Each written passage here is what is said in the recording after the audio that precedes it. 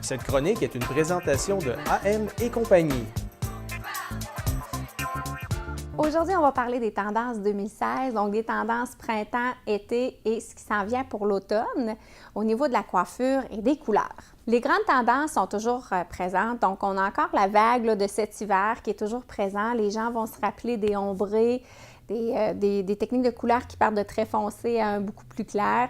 On a aussi le bisou de soleil, communément appelé en français, ou le sun kiss en anglais, qui est aussi une façon d'appliquer au niveau des mèches. Donc, c'est vraiment une partie seulement là, qui aurait été simplement affectée par le soleil. Donc, le même principe que quand on était petite, on avait une queue de cheval, nos cheveux changeaient de couleur dans la couette, alors on le recrée artificiellement. Donc, on a encore ces tendances-là qui sont présentes. Au niveau de la coloration, on les change un petit peu, c'est-à-dire qu'au lieu d'aller vers des chocolatés et des blonds, on va marier maintenant des ombrés avec différentes couleurs. C'est-à-dire qu'on va aller chercher un ombré avec du rouge, qu'on va à ce moment-là changer de coloration, donc vers un rouge plus clair ou encore vers un doré, très, très jaune. On va aller vers des violacés, soit foncé, très, très noir, aller vers un violacé. On va y aller avec des dégradés de couleurs. Donc, le dégradé de couleurs est toujours présent, mais on a changé un petit peu la vague. On a laissé de côté le plus naturel, qui est toujours présent également, mais on opte aussi pour un côté un petit peu plus funky là, dans les couleurs plus extravagantes, qu'on va quand même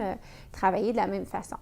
On a aussi le bisou de soleil qui est présent, mais maintenant, on va le changer légèrement. Donc, au lieu de rester dans le blondinette ou le caramel dans le bout de la pointe, on va aller travailler des pêches, donc des couleurs qui sont un petit peu moins communes qu'on est habitué de voir, qui n'en vont pas nécessairement avec tous les teints, mais qui s'agencent très, très bien. Par contre, une fois que ça nous va, que ça va bien avec notre teint puis notre mode de vie et aussi nos vêtements et tout ce qu'on fait à la maison, bien, ça peut être vraiment une belle alternative à avoir une belle couleur. On va l'avoir dans les violacés, les couleurs pastel sont très présentes encore cette année, donc cet été.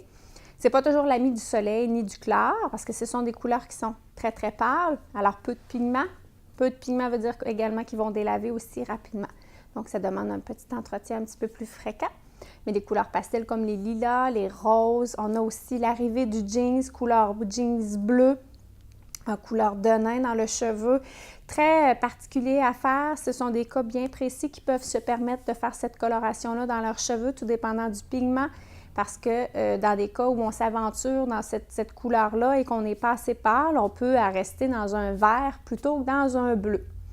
Donc, toutes les tendances là, cette année vont vraiment vers des couleurs qui se ressemblent avec l'hiver, mais on va les éclairer avec des couleurs différentes cette année. Faire attention, hein? Il y a une petite bémol qui est très, très importante dans les nouvelles tendances. On n'a pas juste la tendance de la coloration qu'on voit circuler, c'est la tendance aussi de où on va prendre nos informations. Je m'explique, beaucoup de nos clients, même la majorité des clients, vont arriver avec Pinterest dans les mains. Donc, ils ont été faire une recherche sur Pinterest qui est très, très, très en vogue. Ça aussi, ça apporte beaucoup des tendances différentes. Pour nous, les professionnels de la coiffure, ça demande un ajustement au niveau du travail parce qu'on arrive avec des données qui sont bien précises et le client veut la même chose. Ça ne veut pas nécessairement dire qu'on peut refaire la même chose chez ce client-là. Là. On ne peut pas faire du photocopier là, au niveau des clients. Donc, c'est important de bien expliquer à sa clientèle qu'est-ce qui se passe lors des séances avec du Pinterest, qu'est-ce que c'est la réalité et de quoi ça va avoir l'air chez eux. Parce qu'il y a beaucoup de gens qui vont aller vers les tendances très, très colorées, les cheveux de toutes les couleurs, c'est très joli, mais ça demande un entretien vraiment rigoureux et c'est beaucoup plus difficile qu'une couleur qui est plus régulière.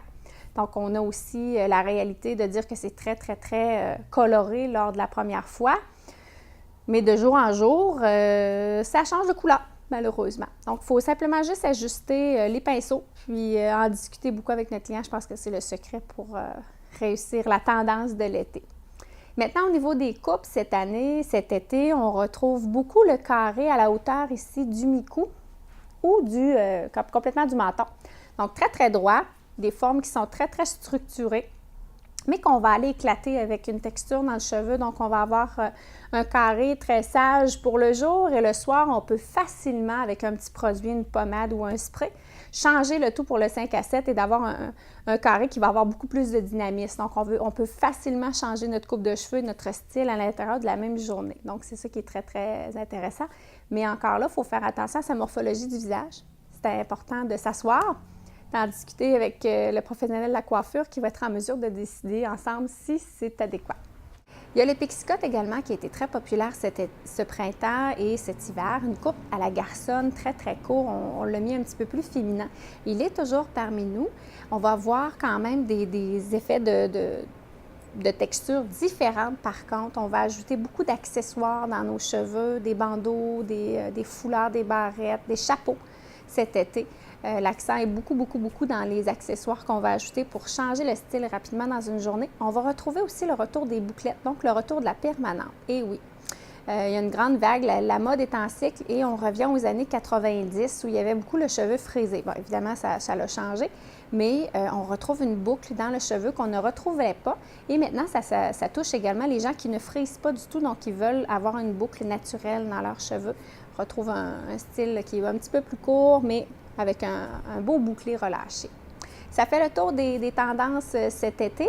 C'est important quand même de vérifier que même si la coupe ou la couleur que vous voulez avoir, elle est extraordinaire, mais il faut qu'elle soit le reflet aussi de votre personne, de votre personnalité et de votre réalité pour que ce soit réussi. Cette chronique est une présentation de AM et compagnie.